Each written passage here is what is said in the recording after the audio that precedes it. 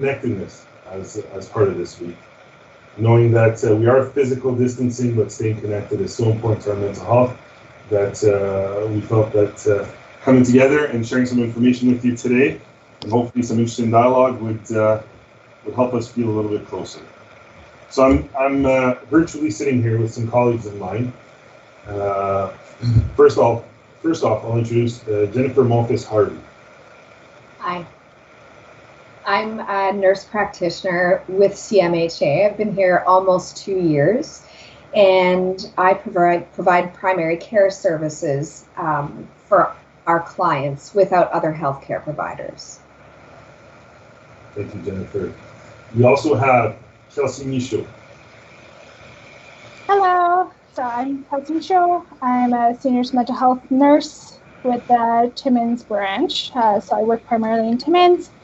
I'm also a senior mental health first aid teacher as well. And that's basically me. Thank you, Kelsey. And we have Danica Vessel. Ani, bonjour. I'm Métis with mixed settler ancestry, and I reside in Timiskaming Shores on traditional Algonquin territory. I have my undergrad in psychology and Indigenous studies. I'm currently doing my master's in counseling psychology. So I'm working as an addiction and mental health worker for the CMHA, and I'm also an ambassador of hope for the We Matter campaign. And I'll be your facilitator today. Paul's out there. I'm the executive director with CMHA Cochrane-Timiskaming. And maybe I'll open it up here and really explore with you a little bit around what does it mean for each of you when we talk about having good mental health. Chelsea, what comes to mind for you? So for good mental health, I think it really is personal. So for me, good mental health means that when there's a stressor that happens in my life, I'm able to cope with it appropriately, that my mood remains stable, whether that is a little bit sad because I'm not around my friends or I'm not able to visit my family members, or, keeping in good spirits and being positive. So unfortunately, though, mental health is really personal, and whether it's good to you might not be good to me. But for me, that's basically what it means, is that I'm able to cope with the stressors that are happening, and especially right now with this pandemic, I feel like I've been coping really well. It's good, and just to add a little bit to that too, for me, I feel the same way about what mental health is personally, and the word I think of is balance. So it's being able to balance how I'm feeling, understanding how I'm feeling, balancing my obligations towards work, my family, but also being able to balance some of those really intense feelings that can come over you sometimes. So in all, I think to call myself mentally healthy, it's about feeling balanced and connected with myself and my world. Yeah, and to add to that, so when we discuss mental health, we often think of mental health disorders and diagnosable mental health problems. But to have good mental health, we must have the ability to fulfill a number of key function and activities. So this includes our ability to learn, our ability to feel, express, and manage a range of positive and negative emotions. Also, it's the ability to maintain good relationships with others and the ability to cope with change and uncertainty.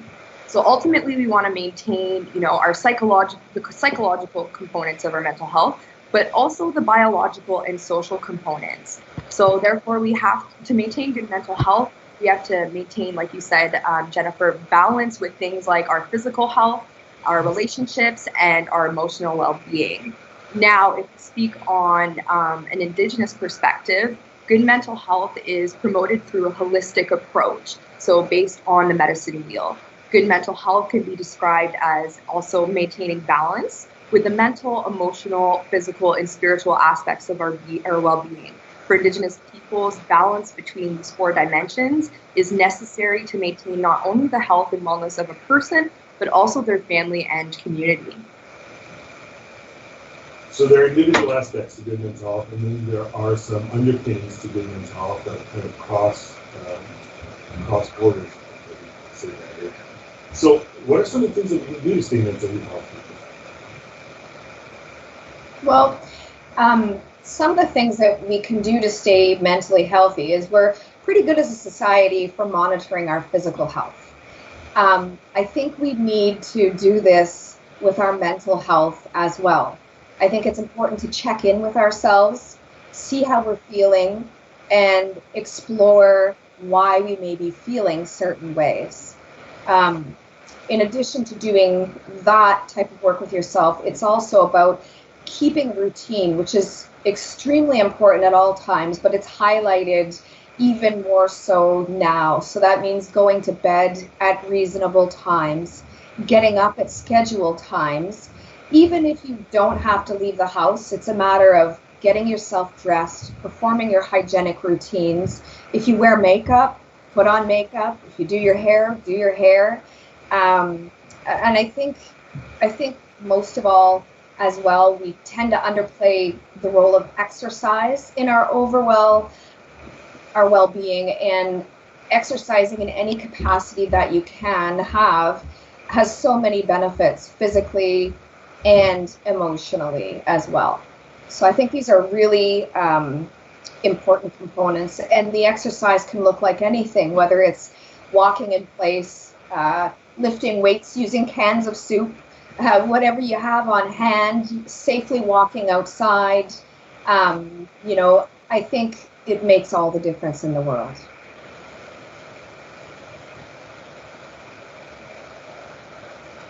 So for me, I also think something that we can do to keep ourselves mentally well is stay connected with those that we were close to prior to being socially isolated. So for myself, Jennifer happens to be one of my close friends, so we keep in contact quite often. Whether it's to literally complain that I have to do homework with my son, or it's just talking about, venting about situations that we're not sure what to do either as healthcare workers. I mean, we don't have all the answers, and we're not perfect in that regard either. So it's being able to recognize that, okay, this is how I'm feeling, and I bounce it off someone else who might be feeling the same thing and can validate my feelings. As well, making sure that I check in with my family and making sure that they're still safe, and really providing support to them actually keeps me mentally well as well, because I feel like by them being well, okay, I'm not worried anymore. They're well, I'm well, everyone's okay. Giving myself that reassurance is great. Also, I think something that I've started doing was recognizing one thing during the day that made me happy. So whether it was, like I watched a funny show, or my son danced with a balloon, like all these very minor things, but those things are able to help me keep mentally well, and my abilities to cope with what's going on, going, you know what, yeah, this is not a fun situation. I wish it wasn't happening, and I hope people stay very safe, but there's still happy moments that are happening. Yeah, so the good news is that there are many things that we can do to stay mentally healthy. So this includes engaging in self-care by talking about your feelings, being active, eating well, like Jennifer said, maintaining a proper sleep schedule, taking a break when needed, and connecting with others. Taking time for yourself by going for a walk, enjoying a book or movie or television series. And ultimately, we want to adopt practices that's going to help us elevate our mood and become more resilient and enjoy life more. So for Indigenous peoples, we want to engage in self-care, which covers all areas of the medicine wheel. So physically, we want to take care of our bodies by also engaging in things like exercising regularly, getting plenty of sleep, eating healthy foods, and including traditional foods if possible. Mentally, we need to avoid keeping things bundled up inside by setting them free. Seek help or advice from an elder, a traditional person, or a counselor if needed. And during these challenging times, many helpers are still available by telephone or virtual support. Spiritually, first and foremost, it's important to believe in whatever you choose to believe in. Do things like take time to pray, smudge, spend time on the land to feel the connectedness to the creator and creation, and learn about your identity, your culture, and language.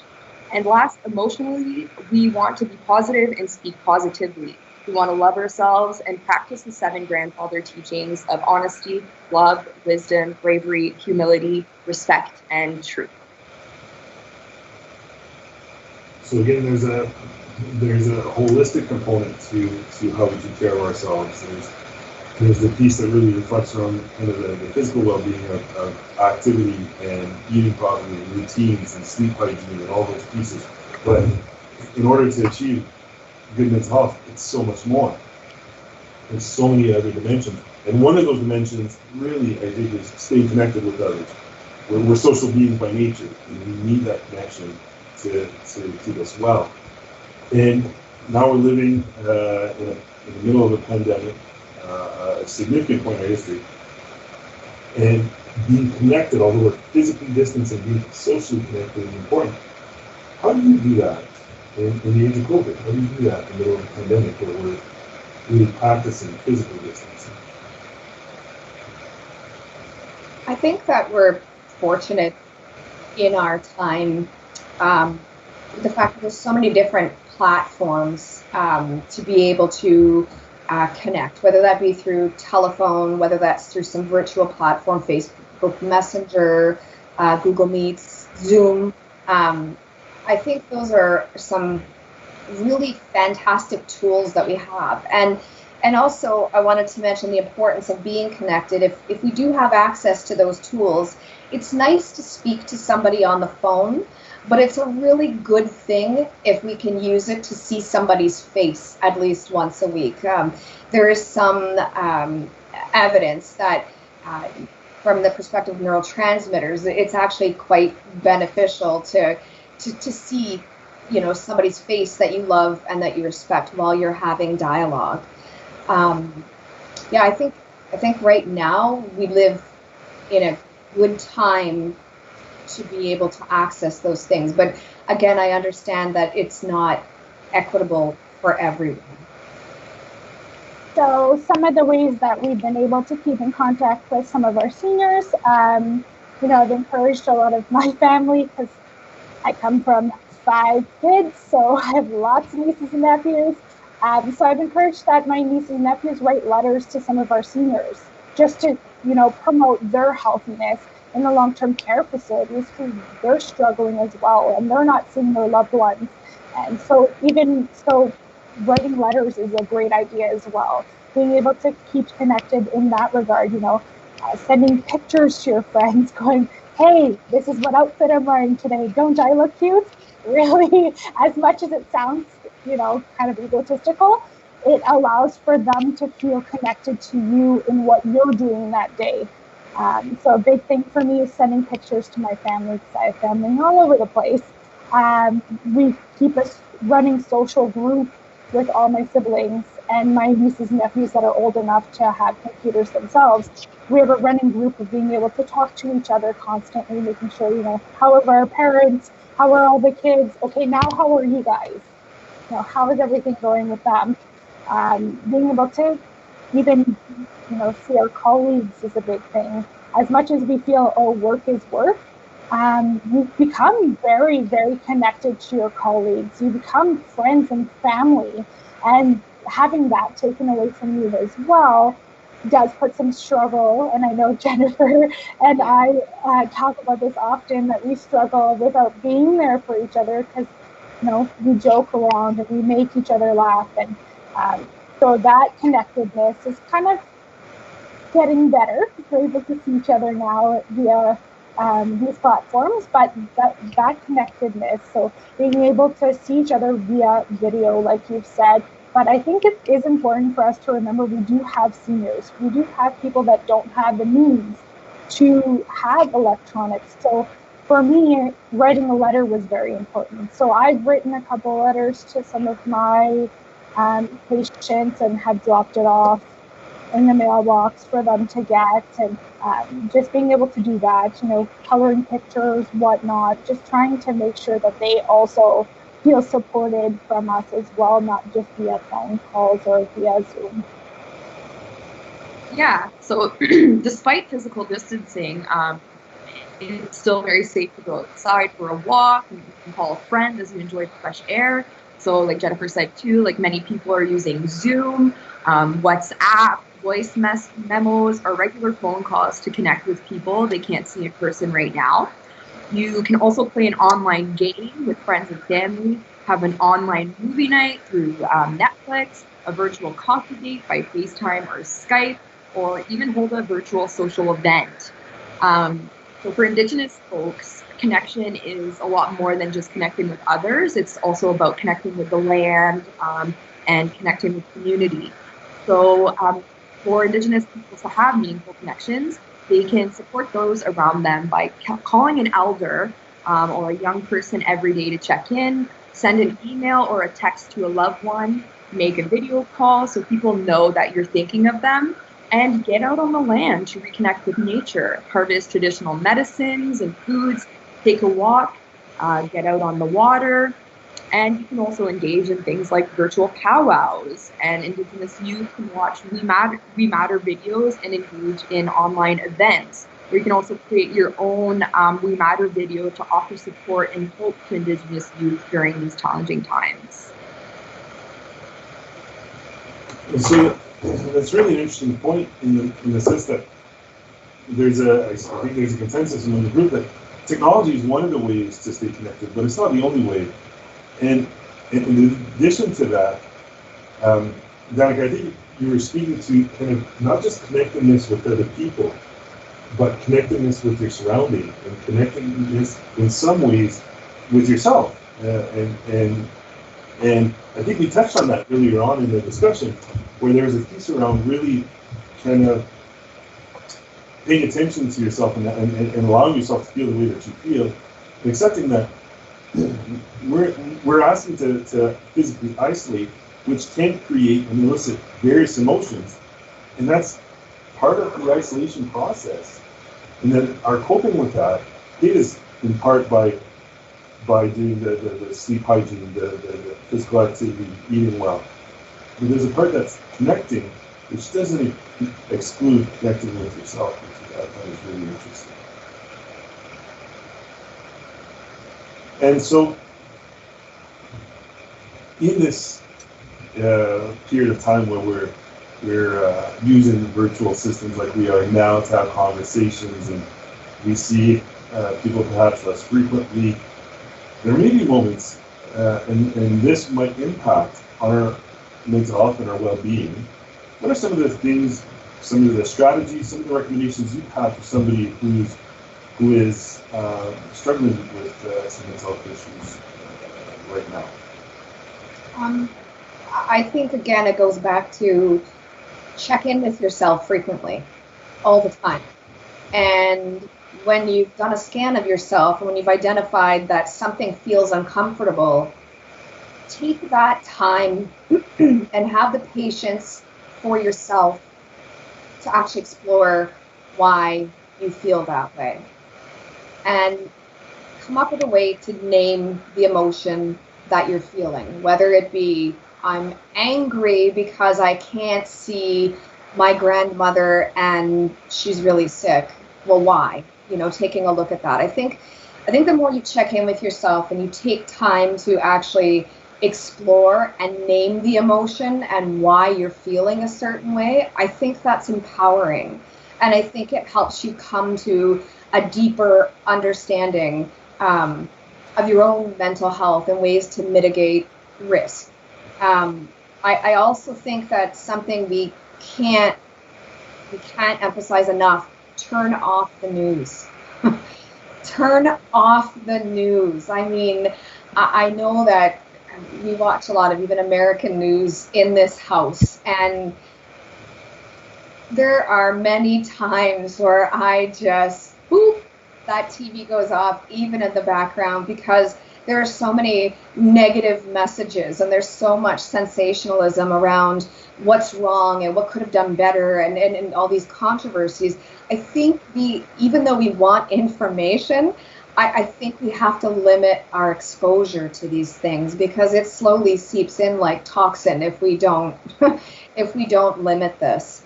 Also, you see it with Facebook, but you can see it with some other sources as well. Look at where you're getting your news sources from. I think this is another absolutely huge one. There's a lot of conspiracy theories, a lot of anger. I think that we need to look at where the message is coming from, and how it pertains to what our reality is and our understanding of the world. I think those are, some really big things. And then I also think, going back to connectedness, I think being open with somebody and actually talking and encouraging that from them as well, just having that open relationship to say, I feel blah, and to be able to talk through it.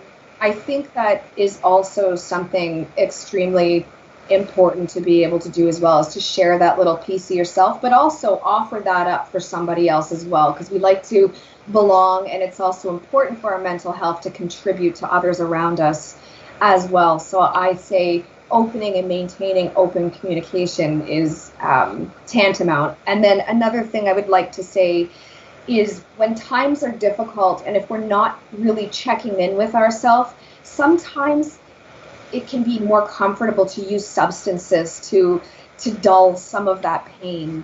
And I understand, I understand addiction, and I can understand wanting to basically anesthetize that pain. And I think it's a really important time to emphasize that we need to try and feel those feelings and explore those feelings and reach out in whatever way that we can, in any capacity we can, and don't use the substances to anesthetize that, because it doesn't get worse. The toxin gets worse inside of you, and that's basically my piece.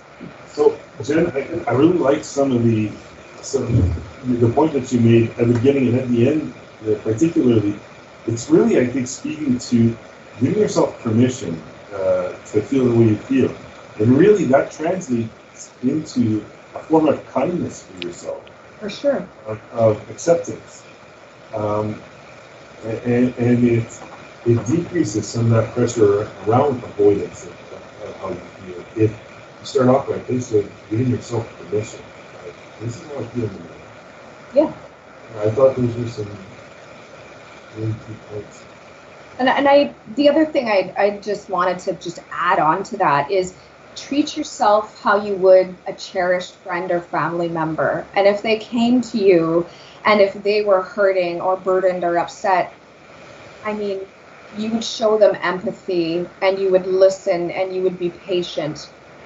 Extend that to yourself, because that is important. And I think everyone needs to know that you are important. So I take that as a different perspective. Maybe it's from my inpatient unit experience, but for me, when I look at strategies to cope, I really look at, one way that I find is great is writing down all the things that I do to cope. So reading, walking outside, and while I'm having a struggle to deal with some of my emotions, I pick one of those things to do. And I go, okay, this is what I'm going to do. This is how I'm going to feel better. And I do it. No matter what, I keep myself accountable. I do it. And then I feel great. Some of the other things that have been really great to do is check yourself. So some of us have a really, a way to get anxious, and you start thinking, okay, so if I get sick, this is what's going to happen. I'm going to die, and I'm going to do this, and it becomes catastrophized. It becomes this big thing. So then I check it. Is it factual? Am I sick? Is anyone around me sick? Have I been in contact? Okay, that's not factual for me. So I need to go, okay, take a step back, you're okay, I check myself, I go from head to toe, okay, how am I feeling? And then I'm able to calm myself down. The other things that I use is I find 5 things that I see, so colors, red, and I identify them. Then I go 4 things that I can smell, 3 things I can touch, 2 things I can taste, and my number 1 is check in.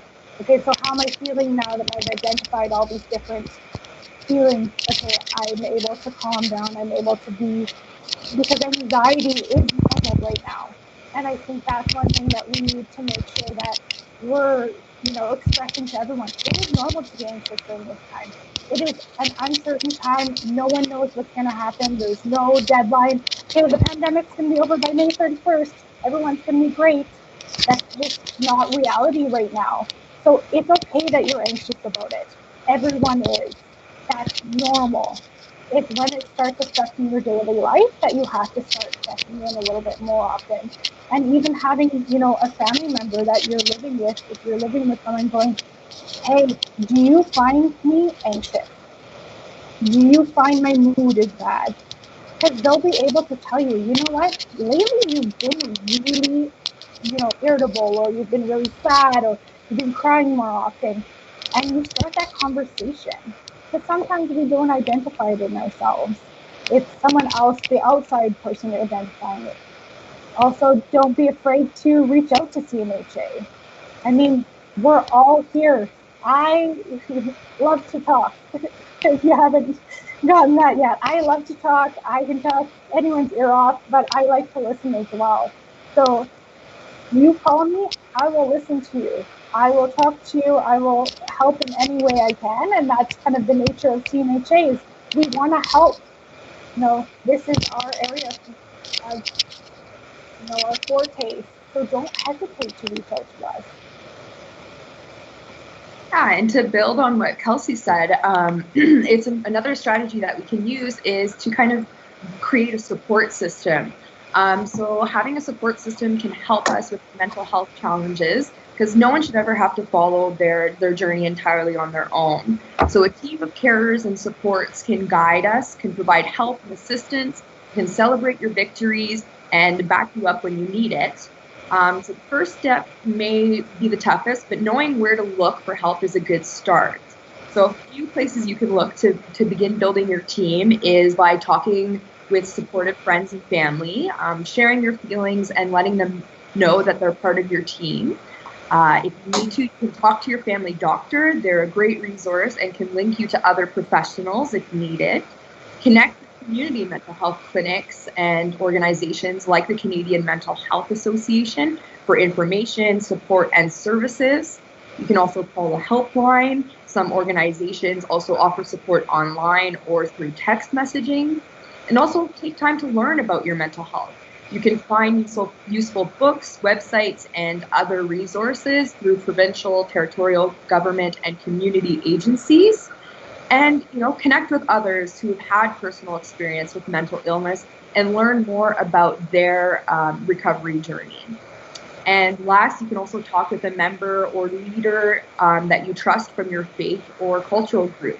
So for Indigenous peoples, this team can also consist of community members, elders, traditional healers, and again, connecting with the land, creation, and creator can also be part of your support team.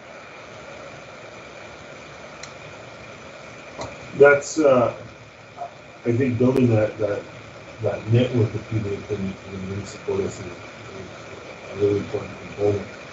And there are resources in our community, I think, that can help us if somebody finds themselves struggling with their own mental health. What are some, if somebody's struggling with their mental health, if they don't know where to turn to, they don't know what to do, what are some of the recommendations that you give them in terms of first steps? You can telephone CMHA as a starting point to receive information and to help direct you towards resources that would be most appropriate. You could also go on to our website. There you'll see some great information on resources that can help. Reach out to your healthcare provider. It may look a little bit different now, but I understand, and I'm doing as well, telephone appointments with my patients, and sometimes that's what you need is to reach out to a provider that you're familiar with. Yeah. So the crisis line at the hospital that is available from 11 to 11. There are Facebook as well. So Facebook, there's several different counselors, at least in Timmins, that are accessing things through virtual. So they're doing virtual appointments with people. So you book it online, and then you have an intake with someone virtually. There's also CMHA's Facebook group that has a whole bunch of phone numbers and a lot of resources. CAMH is offering stuff, so that's a good resource as well. There are definitely different apps if you're having trouble with insomnia or anxiety, and there's different apps that you can look at that help with mental health as well. So there are many different options. It's just knowing where to look, unfortunately. And honestly, if you don't know where to look and you're like, I don't know where I'm going to start, like I'm overwhelmed, don't hesitate. CMHA has an on-call worker. They will direct you. They will give you all the resources that they can find, including websites that you can access if that's, what you want to do. I'd much rather text. There are different resources that actually text you instead of having a phone conversation or via virtual Zoom. Like there are different options. You just kind of have to look for them. And like I said, CMHA has all these options. So I really think that they're kind of the starting point, and then they can direct you to what kind of resource will help you the best.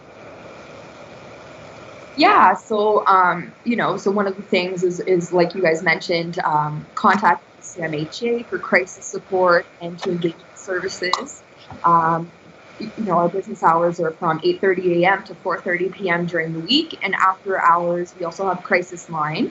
So in our area we have the Timiskaming Crisis Response System, and that can be reached at 1-888-665-8888. There's also the Bounce Back program, which is a free skill building program managed by the CMHA. It's designed to help adults and youth ages 15 and over to manage low mood, mild to moderate depression, anxiety, and stress or worry. So it's delivered over the phone with a coach and through online videos. You'll get access to tools that will support you on your path to mental wellness. And for more information or to register, you can check out bouncebackontario.ca. You can also contact the Kids Help Phone. They offer professional counseling, information, and referrals, and volunteer-led text-based support to young people, both in English and French. They can also be contacted 24/7 at 1-800-668-6868 or by text at 686868. And for Indigenous peoples, there's also the Hope for Wellness helpline, which offers immediate help to all Indigenous peoples across Canada. It's also available 24 hours, 7 days a week, and offers counseling and crisis intervention. You can call the toll-free helpline at 1-855-242-3310 or connect to the online chat at hopeforwellness.ca. And then Indigenous youth can connect with We Matter, an Indigenous youth-led organization dedicated to Indigenous youth support, hope, and life promotion. We Matter connects Indigenous youth with positive messages of hope, culture, strength, healing, mental health, and life promotion. You can check out their website at wemattercampaign.org, and also their We Matter Facebook page and Instagram page, which is WeMatter.org. And the Kids Help Phone line also has access to Indigenous resources when speaking with Indigenous youth. So as I mentioned, they can also be contacted 24/7 through telephone or text message. Thank you so much, Annika, for that information. I think this brings us towards the end of our time together. Any final words for anybody who's listening to us right now?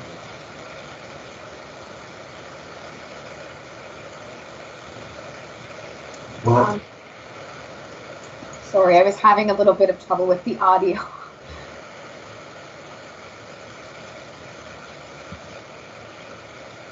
So final thoughts is kind of what you're